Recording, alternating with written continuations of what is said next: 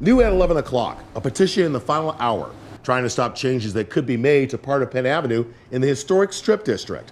For 9 blocks, 2 lanes will become 1, and a new bike lane would be added. Construction could start as early as this summer, but some business owners continue to rally against it.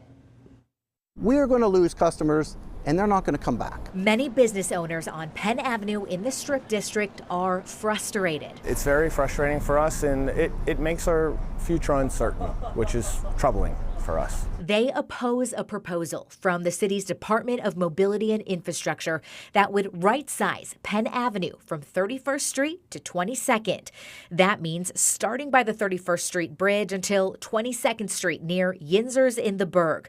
The current 2 driving lanes would be reduced to 1 while maintaining parking on both sides of the street, and a bike lane would be added. The idea is the bike lane and the driving lane would be separated by parked cars. New loading zones would also be added for business needs. If you look at the percentage of our businesses from 22nd to 31st Street, 95% of them are opposed to this project. So the city has not listened to that. Jim Cohen, the owner of Yinzers in the Berg and president of the Strip District Business Association, fears this change to 1 lane will back up traffic on an already busy road.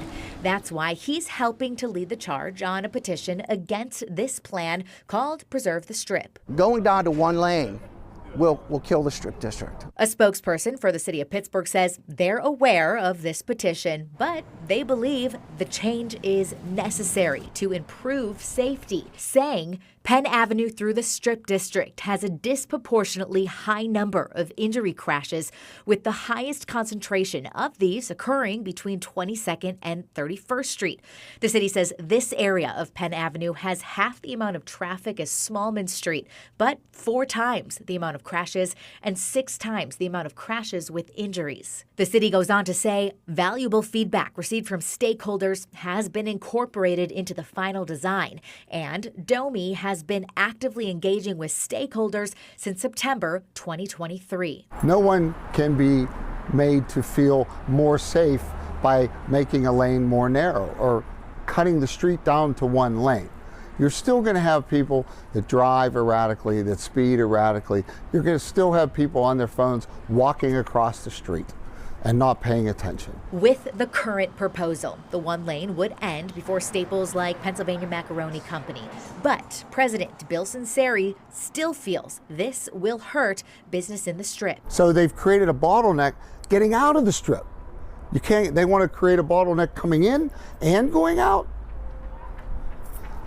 Whoever's doing it, they're not geniuses, let me tell you. He says if someone's trying to parallel park, get out of an Uber, a delivery driver stops where they shouldn't, a car is having issues, all those things could cause a standstill with traffic. We also have a maximum speed of 5 miles an hour.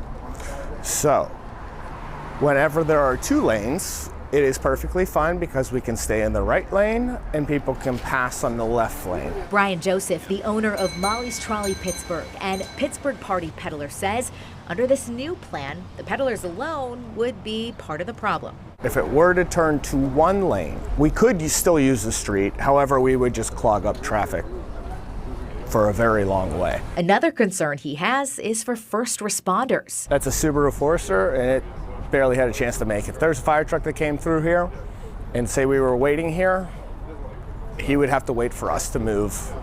Ambulance the same way. The president of the Pittsburgh Firefighters Union, Local Number 1, is echoing that. If this project goes through as it stands now, all I could say is it is going to deeply affect our response and our capabilities once we are on the scene to properly do our job. He says dealing with potential stopped traffic and 1 lane while trying to respond to an emergency will delay response times. Where will cars go to get out of our way?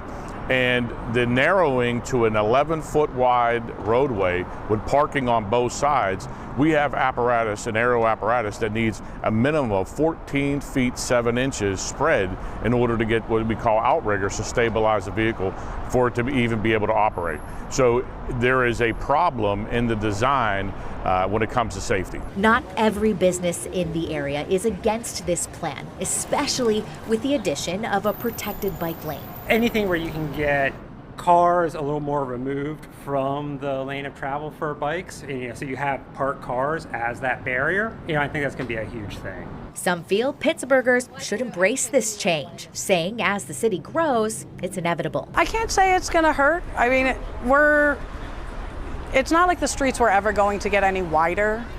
We're living in an old city with old infrastructure, and sometimes the only way it seems to grow is by having more diverse types of traffic. According to the Strip District Business Association, almost 7 million people visit the Penn Avenue Business District a year. And Cohen's hoping the Preserve the Strip petition will get the city to consider other options. I don't know whether it'll do anything or it won't do anything, but we're doing it because we want our customers to be aware of this. The Department of Mobility and Infrastructure will host a public pre-construction meeting in late spring. No date has been set on that just yet, but I'm told that's when the final project plans will be presented. The latest proposal says construction would start this summer and last about 2 weeks. Now, given this timeline, I did ask the city if this petition is going to be taken into consideration and if the project plans could be changed because of it, or if this is all a done deal. While the city says Domi remains committed to working collaboratively with all stakeholders.